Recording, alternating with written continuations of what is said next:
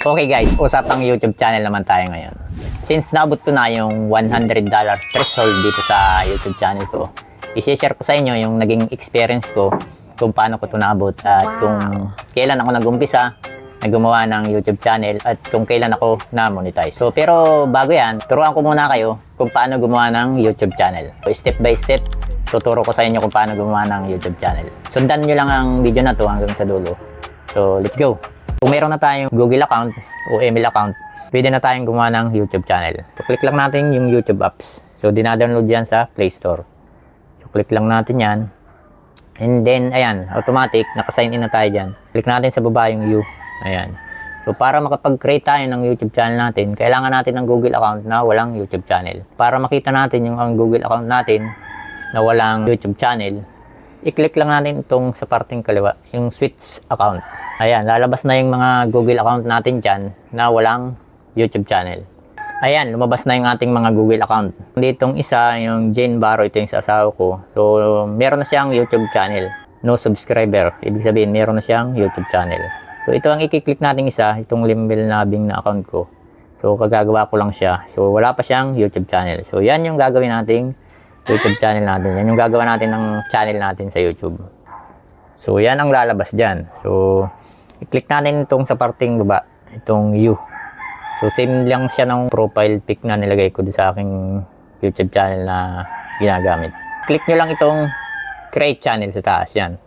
Pwede na kayo mag-create ng channel gamit yung Google account na yan. So, click lang natin yung create channel sa taas. Ayan. Pwede natin palitan yung ating profile dyan. So, hanap tayo. So, pakita ko lang sa inyo kung paano magpalit din ng profile. Click lang natin yan. Ayan. Save as a profile picture. Click lang natin yan. Ayan. Mapapalitan na yung profile picture natin sa ating YouTube channel ginagawa. Channel name, palitan din natin. Lems Karaoke List. Save natin. Ayan. Napalitan na yung pangalan ng YouTube channel natin. Itong sa baba, hindi na natin gagalawin yan. So, depende sa inyo kung kapalitan nyo pa yung nasa baba yung handle. So, sa akin, hindi ko nagagalawin yan. So, once na makapaglagay na kayo ng pangalan ng YouTube channel nyo lang yung create channel. Tingnan na natin yung channel natin na nakikreate. Click lang natin yung parting kanan sa baba. Ayan. So, yan. Lumabas na dyan. Meron na tayong channel. So, ang palangalan ng channel natin is Lems Karaoke List. So, i-view natin yung channel natin na ginawa. Ayan, o. So, tingnan natin yung home, kung anong itsura ng home. Ayan. So, bali wala pa tayong upload, kaya ganyan yung itsura niya. So, ano-ano nga ba yung requirements para ma-monetize dito sa YouTube channel? Ayun, bali ang requirements natin is 1,000 subscribers.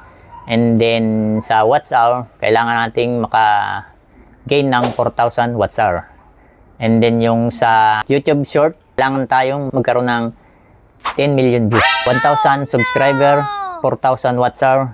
And then, sa short video, 10 million views. Kung maalin doon sa dalawa, kung halimbawa, sa 4,000 watch hour, makuha nyo yun. And then doon sa 10 million views sa YouTube Shorts, counted na yun as requirements para ma-monetize kayo dito sa YouTube channel. Once na ma-meet nyo naman yung requirements ni YouTube, I suggest na ang i-content natin is yung talagang panoorin kayo ng viewers. So sa akin, i-share ko sa inyo yung aking mga content na ginagawa dito. Ang ginawa ko talaga para ma-monetize ako at mapaba yung watch hour ko, ang ginawa ko is yung mga karaoke. So, karaoke music. So, kumukuha ako ng mga video clip. Ako mismo ang nagbi-video. So, gamit yung drone camera ko. Ilalagyan ko siya ng mga karaoke. Ini-attach ko doon yung mga video karaoke na green screen. I-edit ko siya sa CapCut application. So, once na ma-edit ko siya, yun yung ina-upload ko sa mga long form video ko. And then yun namang sa YouTube short, ina-upload ko naman doon is yung mga reels video ko. So, automatic, pagka-upload ko sa Facebook ng mga reels video ko, diretso ako sa YouTube short ko, ina-upload ko siya doon. So, siguro kaya karoon din ako ng 4,000 watch hour. Pinagsabay-sabay ko yun, long form and then yung YouTube short. So, kaya yun, na-meet ko yung 4,000 watch hour. And then yung sa subscriber naman, para mapabilis yung ating gain ng subscriber, 1,000 subscriber. Dati, meron akong TikTok account. Meron dong mga nakikipag-sub to sub o yun yung subscribe to subscribe sa channel natin. Kung meron kayong TikTok account, kailangan natin makipag-sub to sub para ma-meet natin yung 1,000 subscriber. So ayan, kung gusto mo pa ng mas maraming tips, click mo lang yung subscribe button dyan sa taas para lagi kang update sa mga susunod kong video na gagawin pa.